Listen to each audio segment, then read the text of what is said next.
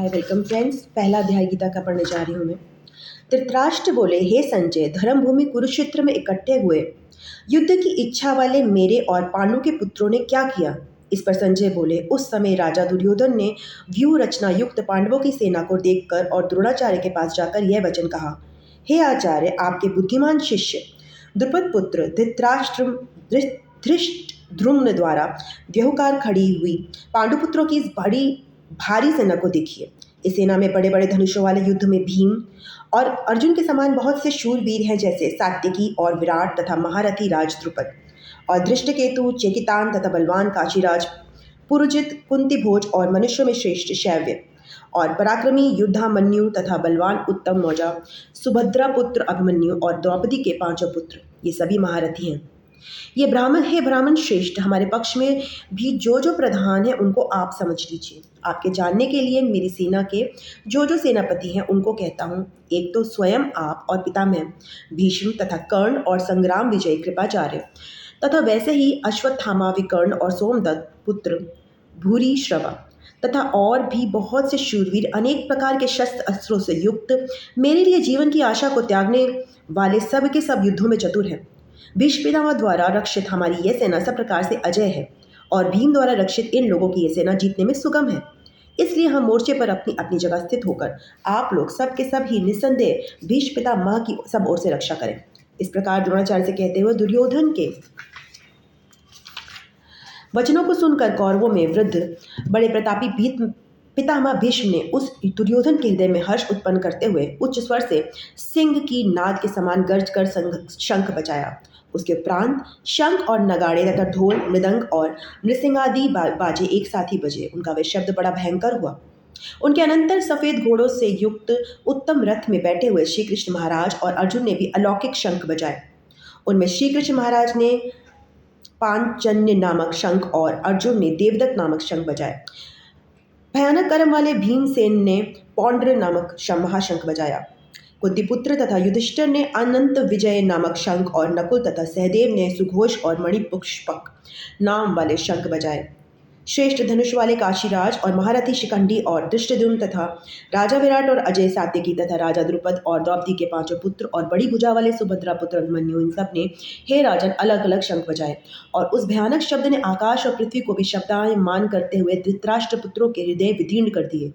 हे राजन, उसके उपरांत कपिध्वज अर्जुन ने खड़े हुए धृतराष्ट्र पुत्रों को देखकर उस शस्त्र चलने की तैयारी के समय धनुष उठाकर ऋषिकेश श्री कृष्ण महाराज से वचन कहे, हे अच्युत, मेरे रथ को दोनों सेनाओं के बीच में खड़ा करिए, जब तक मैं इन स्थित हुई युद्ध की कामना वालों को अच्छी प्रकार देख लूं कि इस युद्ध रूप व्यापार में मुझे किन किन के साथ युद्ध करना योग्य है। दुर्बुद्धि दुर्योधन का युद्ध में कल्याण चाहने वाले जो ये राजा लोग इस सेना में आए हैं, उन युद्ध करने वालों को मैं देखूंगा।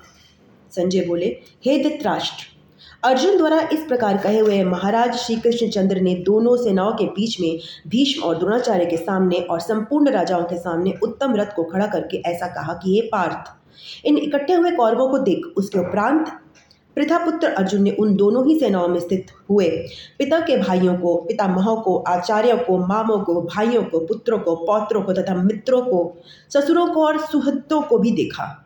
इस प्रकार उन खड़े हुए संपूर्ण बंधुओं को देखकर वे अत्यंत करुणा से युक्त हुआ कुंती पुत्र अर्जुन शोक करते हुए बोले, हे कृष्ण, इस युद्ध की इच्छा वाले खड़े हुए स्वजन समुदाय को देखकर मेरे अंग शिथिल हुए जाते हैं और मुख भी सूखा जाता है और मेरे शरीर में कंप और रोमांच होता है तथा हाथ से गांडीव धनुष गिरता है और त्वचा भी बहुत जलती है तथा मेरा मन भ्रमित सा हो रहा है, इसलिए मैं खड़े रहने को भी समर्थ नहीं हूँ।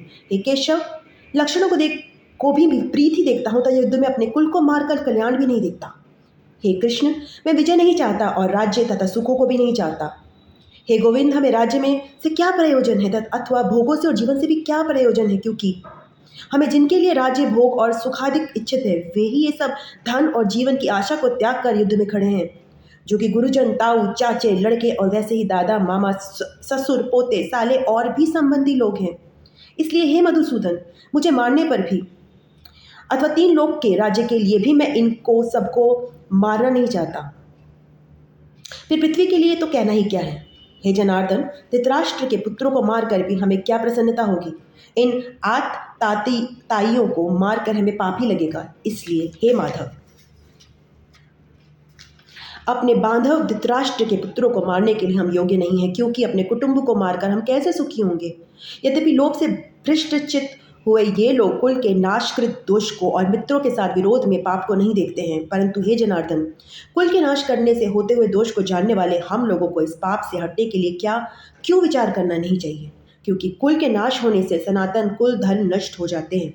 धर्म के नाश होने से संपूर्ण कुल को पाप भी बहुत दबा लेता है। तथा हे कृष्ण, पाप के अधिक बढ़ जाने से कुल की स्त्रियां दूषित हो जाती हैं, और हे वाष्णेय, स्त्रियों के दूषित होने पर वर्ण संकर उत्पन्न होता है, और वह वर्ण संकर कुल घातियों को और कुल को नरक में ले जाने के लिए ही होता है। लोप हुई पिंड और जल की क्रिया वाले इनके पितर लोग भी गिर जाते हैं, और इन वर्ण संकर कारक दोषों से कुल घातियों के सनातन कुल धर्म और जाति धर्म नष्ट हो जाते हैं। तथा हे जनार्दन, नष्ट हुए कुल धर्म वाले मनुष्यों का अनंत काल तक नरक में वास होता है, ऐसा हमने सुना है।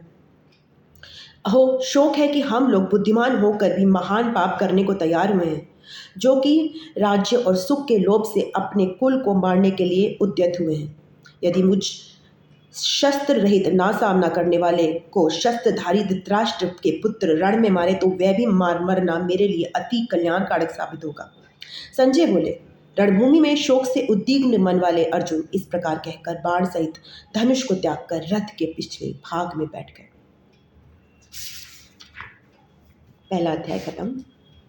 ओम नमः शिवाय। नमस्ते।